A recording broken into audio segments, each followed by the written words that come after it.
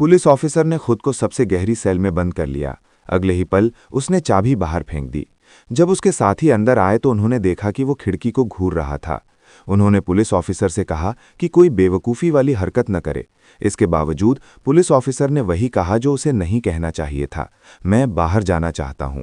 हालांकि ऐसा कहने वाला कोई भी इंसान जिंदा नहीं बचता। पता चला कि इंसानों की भविष्य की दुनिया 1500 मीटर नीचे जमीन के अंदर रहेगी। यहाँ एक खास नियम है, जो भी इंसान ये दो शब्द कहेगा उसे जबरदस्ती सफाई मिशन के लिए जमीन पर भेजा जाएगा। पहले जो लोग जमीन पर गए थे उन्हें बाहरी दुनिया ने जहर देकर मार दिया था, लेकिन पुलिस ऑफिसर ने बिना किसी झिझक के चुप रहने वाला शब्द कहा।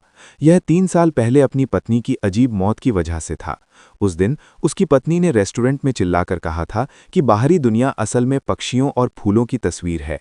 जो खंडहर सबने स्क्रीन पर देखे थे वे असल में ऐसी तस्वीरें थीं जिन्हें लीडर ने जानबूझकर बदला था।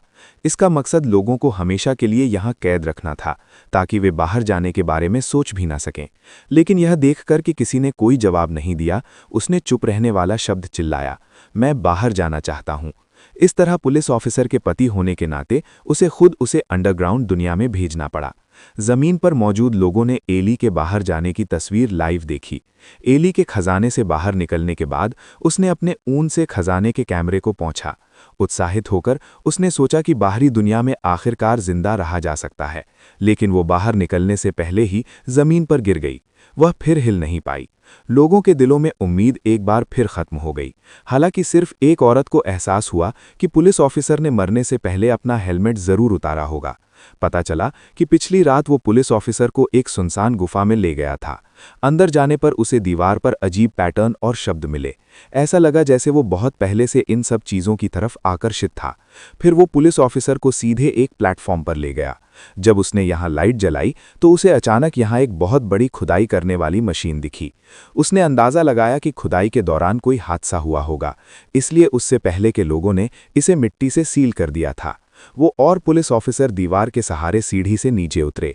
उसने एक छोटे डिब्बे से कैमरा निकाला और फिर मछली वाली लाइन के सहारे आगे बढ़ा। आखिर में उसने एक लोहे की प्लेट के पीछे से एक बैग निकाला और ये वही हार्ड ड्राइव थी जो पुलिस ऑफिसर की पत्नी को मिली थी। जब उसने हार्ड ड्राइव तोड़ी तो उसमें बाहरी दुनिया का एक वीडियो और हाथ से लिखी जानकारी थी। पुलिस ऑफिसर ने जल्दी से सब कुछ ले लिया और जला दिया, लेकिन वो खुश नहीं था। वह हंसा और कहा कि अगर पुलिस ऑफिसर ने अपनी पत्नी की बात सुनी होती तो शायद वो नहीं मरता।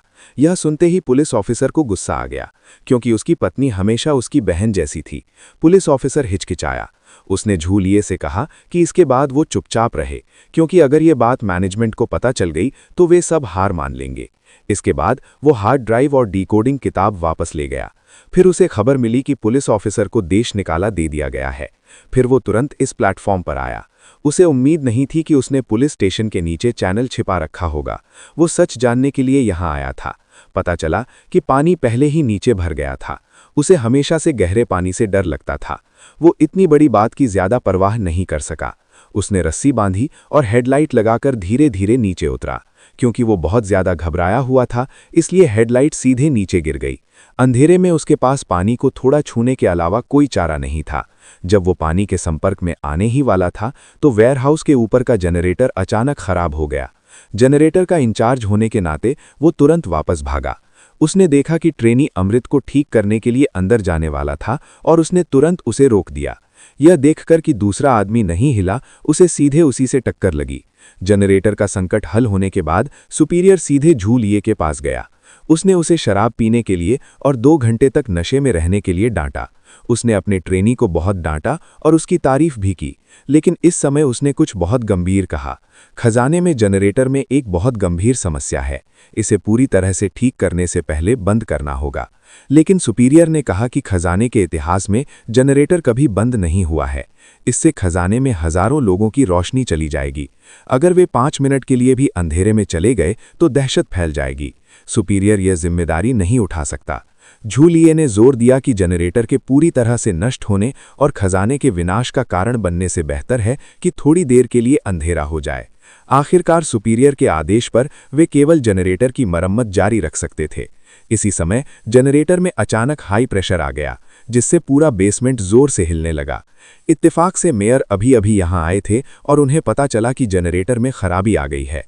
अनुभव से भरे झूलिये ने तुरंत जनरेटर में घुसकर उसे ठीक किया। सौभाग्य से झूलिये की मरम्मत के बाद जनरेटर सफलतापूर्वक सामान्य प्रेशर पर वापस आ गया और झूलिये के सामान्य काम को मेयर ने भी सराहा। मेयर ने तुरंत झूलिये को पुलिस का प्रमुख विरासत में देने और नया